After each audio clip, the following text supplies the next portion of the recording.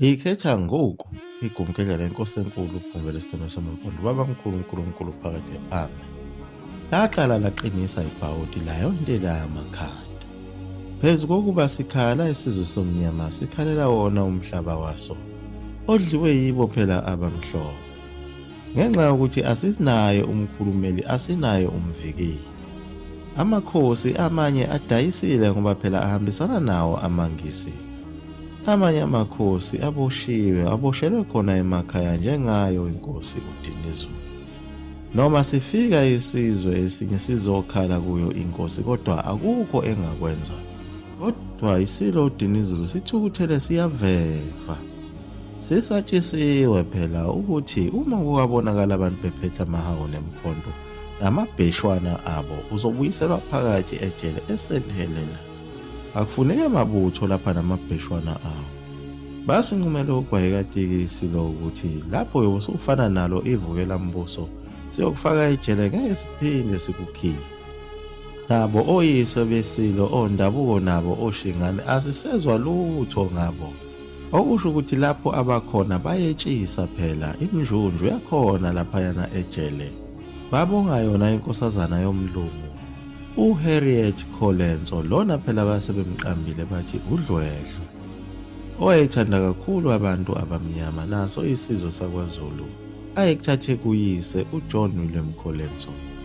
Seziqalile phela iziyaluyalu ngayo le mali abantu bakhuluma ngayo izwe lonke lakwaZulu, ukuthi saze safa ukugqilazwa labelungu sebesikhokhisa enye futhi imali emba eqolo.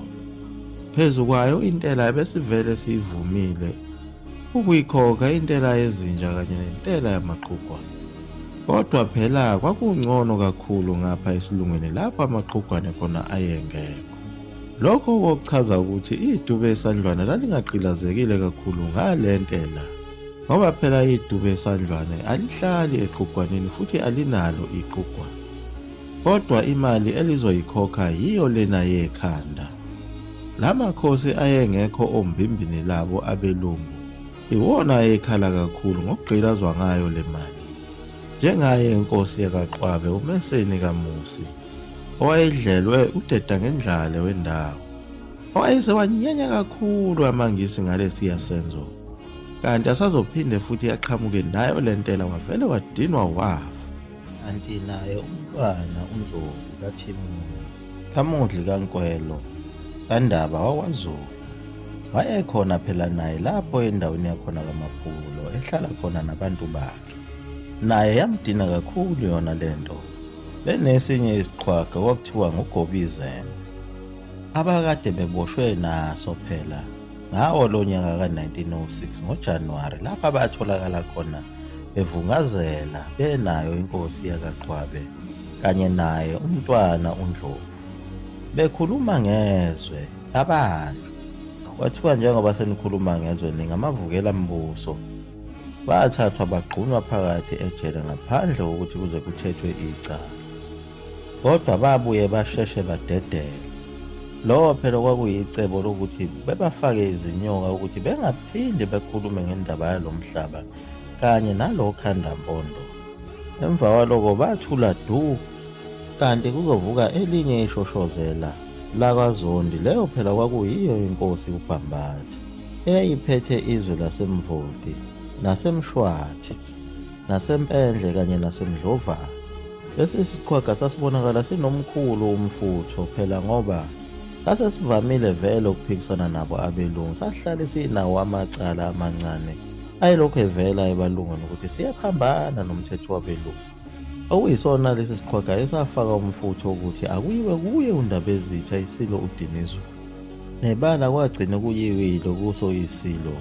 Ngakho phela ukunyenya ukuze izinhloli zabelungu lezi ezingamaduku esandlwane zingaboni, ngoba phela abelungu babeyithembisile yona inkosi uDinizulu ukuthi uma yaphinda nje yavukela umbuso kuyoqedwa nya nangaso isizwe sakwaZulu nobukhosi baso, yona iyobolela khona ejele laseSt Helena.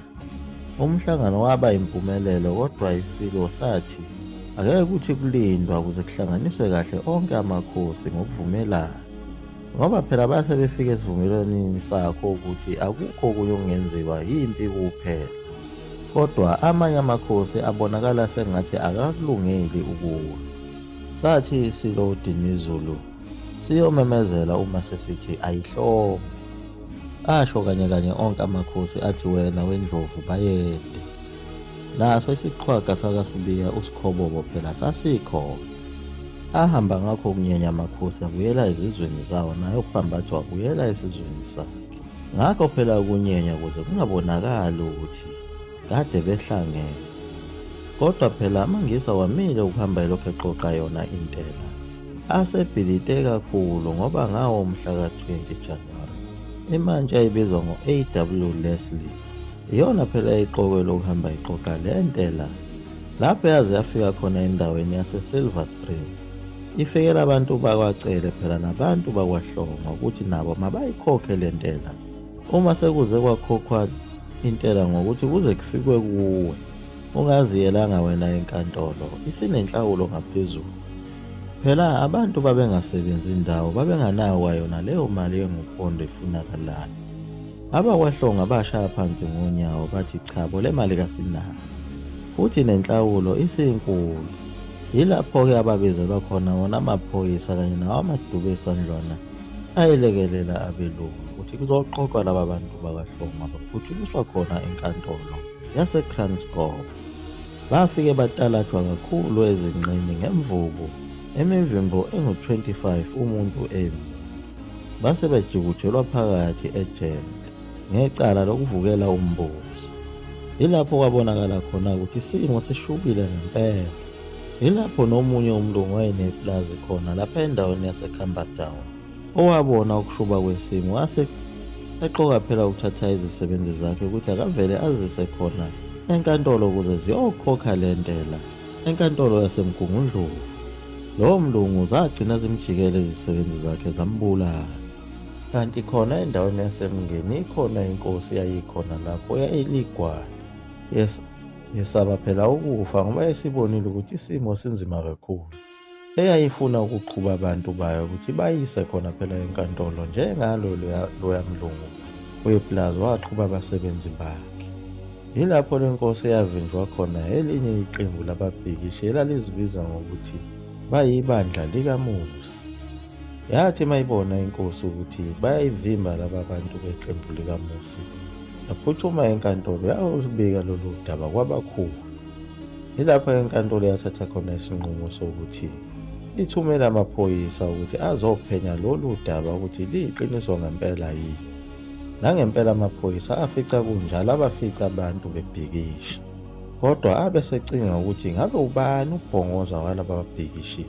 Abeseyibona insizwa eyayiviliyela kakhulu kulo mbhikisho ayibamba ithi azama ukuyibopha. Kodwa ababhikishi laba bawajikela lamaphoyisa bawabulala. Yilapho-ke lo mphakathi waseMngeni wawusuyinyathele khona emsileni uma usubulale ngisho amaphoyisa. Yilapho kwaqala khona ukumenyezelwa khona komkhulu eCape of Good Hope, njengoba yesidliwe phela yona indawo yakwaZulu sekubizwa ngayo iNatal Colony. Ukuba lamasosha azolekelela kuzoqeda yonke lembhikisho esikhona lapha ezweni lakwaZulu. Waqokwa yena uColonel Duncan Mackenzie ukuba kube uye ozohola lawo mabutho ukuze kubuyiswe ukuthula izwe libuseke. Nangempela afika amabutho akhe uDuncan Mackenzie afika aqoba avungula ngenduku ashaya yonke into ayikade eyibona khona lapho kuyo kule ndawo yaseMngeni. Wafa ofayo, baqede bashisa nayo yonke imizi yabo laba bantu ababehlala kule ndawo yaseMngeni. Babathathela nayo yonke imfuyo ababenayo. Basala dengwane kanjalo laba bantu benamanxeba, abanye bashonela khona esigamekweni. Yilapho ahlela khona kakhulu uColonel Mackenzie ethi sisinqobile isizwe samaZulu, ekhuluma ngeqeqebana labantu ababehlala khona eMngeni. Nabo abelungu ababakhele le ndawo nabelungu ababenamaplazi bajabula kakhulu ngoba babebona ukuthi ukuthula sekuyabuya manje. Nawo amaDube esandlwana ayijabula kanye nabo abelungu phela laba ababesebenza nawo besonda nabo futhi bethi banqobile phela ngalo igazi lemvana. Makambongwe uMesiya. iyagoqa lapho ekhomkadlela mzulu wamafutha omkhofu 20 Meso Pate. Amen.